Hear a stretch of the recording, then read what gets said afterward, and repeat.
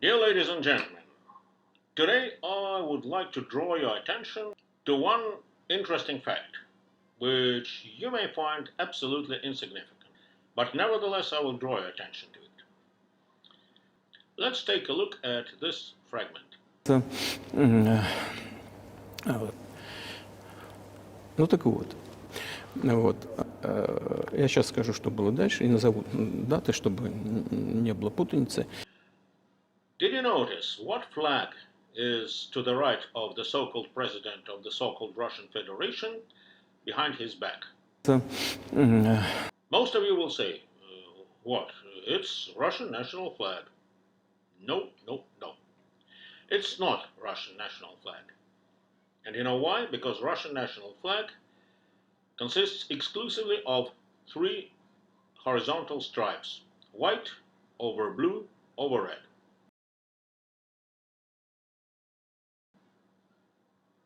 This flag, though, has the double-headed golden eagle, which has been borrowed from the state coat of arms. So what kind of flag is that? I can tell you. That's personal flag of the so-called president of the so-called Russian Federation, or presidential flag. Again, some of you may ask, and so what? Well, I'll tell you what. According to the vexillological etiquette, some of you don't know what means vexillology. Vexillology is the knowledge about flags. So let me put it another way. According to the international flag etiquette, presidential flag should be placed to the left of any president, of any country, of any nation. And the only flag that can be placed to the right of the president behind his back or behind her back, if the president is a lady, is national flag or state flag. In most cases, it's one and the same flag. The question arises, why does Putin always have his personal flag to the right, behind his back?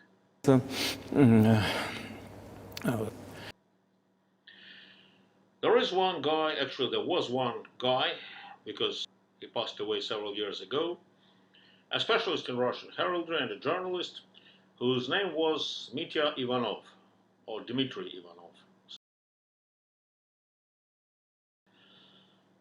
I used to be in touch with him because both of us were interested in heraldry.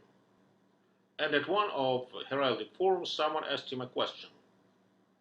Mitya, why does Putin have his personal flag to the right, behind his back? There should be a national flag, right? The answer of Mitya was as follows. And by the way, I'm quoting him because he passed away. Otherwise, I wouldn't quote him because for that answer he could be put in jail in Russia, or maybe even killed. Mitya answered, it's a very naive question. And you know why? Because Russian Federation is not a state, not a nation, but a territory that since 1917 been taken over by various gangs.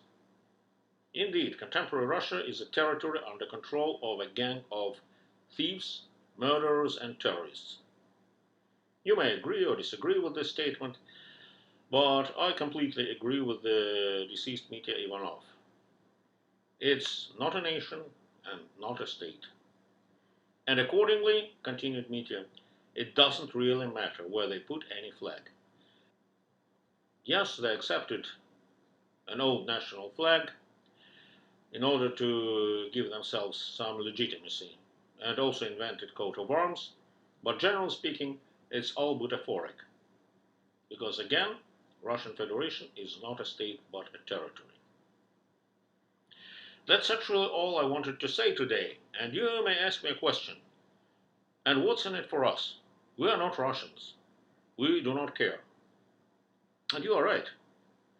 Well, first, you are not Russians, and second, you probably shouldn't even care about that. However, unfortunately, there is a tendency in our Western world when once prosperous democratic nations, one after another, are taken over by, to put it mildly, by some strange groups of people who do not care about their nations, who do not care about their countries, and who care exclusively about their own pockets and about the interests of some transnational groups. So, from that point of view, we didn't drift too far away from contemporary Russian Federation. Now that's really it. Have a lovely evening. Bye bye.